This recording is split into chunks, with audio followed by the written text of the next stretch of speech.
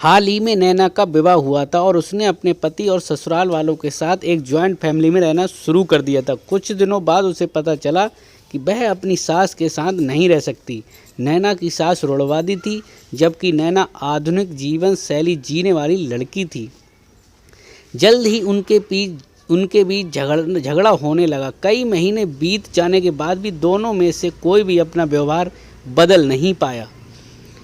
समय के साथ साथ नैना और ज़्यादा आक्रामक हो गई और उसे अपनी सास से नफरत होना शुरू हो गया। वह सोचने लगी कि कैसे अपनी सास से छुटकारा पाया जाए। एक बार हमेशा की तरह जब उसने अपनी सास से झगड़ा किया और उसने अपने पति ने अपनी मां का साइड लिया, तब नैना गुस्सा हो गई और अपने मायके चली गई। नैना के पिता एक केमिस्ट थे। उसने अपने पिता को पूरी बात बताई। उसने अपने पिता से कहा कि उसे कुछ जहर दे ताकि वह अपनी सास के खाने में मिलाकर उससे छुटकारा पा सके, नहीं तो वह अपने पति के घर वापस नहीं जाएगी। नैना के पिता को ये सब जानकर काफ़ी दुख हुआ और उन्होंने अपनी बेटी से कहा, अगर तुम अपनी सास को जहर देती हो तो तुम और मैं दोनों जेल जाएंगे।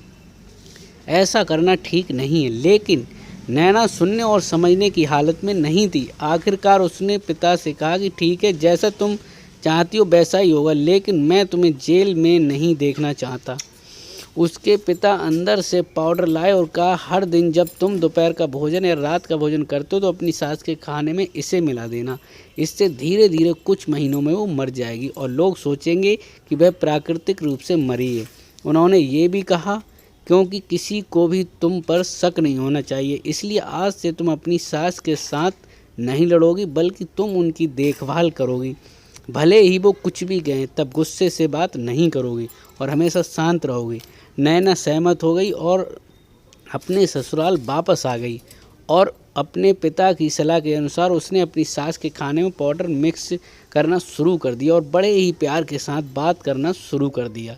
समय बीतने के साथ साथ नैना की सास का नेचर भी बदलना शुरू हो गया, क्योंकि नैना अब अपनी सास की बहुत देखभाल करने लगी थी। इसीलिए उसकी सास भी उसके प्रति विनम्र होने लगी और प्यार से बात करने लगी। 5 महीने बीत गए और नैना खाने में पाउडर मिक्स कर रही थी, लेकिन अब घर का वातावरण बदल गया था। कोई झगड़े नहीं थे, दोनों एक दूसरे की तारीफ करते। अब ऐसा लगता था मानो दोनों का रिश्ता माँ और बेटी का रिश्ता हो। अब नैना को चिंता होने लगी, पाउडर की वजह से उसकी सास जल्द ही मर सकती है। वह अपने पिता के घर गई और उनसे कहा, पिताजी कृपया मुझे उस जहरीले पाउडर के प्रभाव को ठीक करने के लिए इलाज बताएं। मैं अपनी सास को खोना नहीं चाहती। वह मेरी माँ की तरह हैं और मैं उनसे अब बहुत प्यार करती हूँ। उसके पिता मुस्कुराए और कहा, कौन सा जहर? मैंने तुम्हें बस एक स्वीटनर दिया था। नैना हैरान थी और उसने अपने पिता से पूछा कि उन्होंने ऐसा क्यों किया। पिता ने कहा, बेटा, अगर तुम किसी दूसरे इंसान से प्यार चाहते हो तो तुम्हें भी उसे प्यार देना होगा। रिश्ते एक गाड़ी की तरह होते हैं और हम उन पर लगे पहियों की तरह। जब तक सभी पहिए ठीक से आगे नहीं बढ़ेंगे तब तक गाड़ी ठीक से आगे नहीं चल सकती। इसी बात का एहसास दिलाने के लिए मैंने ऐसा किया और तुम्हें अपनी सास के प्रति विनम्र रहने को कहा। तुम्हारी अच्छाई देखकर उन्होंने भी अपने आप को बदला और तुम्हें बदलना शुरू किया। तुम दोनों एक दूसरे के लिए अपने आप को बदला। यही कारण है कि तुम अपनी सास के लिए आज मेरे पास भागते हुए आई हो। हर इंसान अपनी परिस्थितियों का शिकार होता है। ये अक्सर कई मतभेदों को जन्म दे सकता है। हालांकि हमें एक दूसरे को समझने की कोशिश करनी चाहिए और एक दूसरे के साथ एक स्वस्थ संबंध बनाने के लिए थोड़ा अपने आप को भी बदलना चाहिए। और जब इस तरह के मतभेद रिश्ते के बीच उठते हैं तो उनके प्रियजनों का कर्तव्य है कि वे उन्हें शांत रखें और सही रास्ते की ओर मार्गदर्शन करें।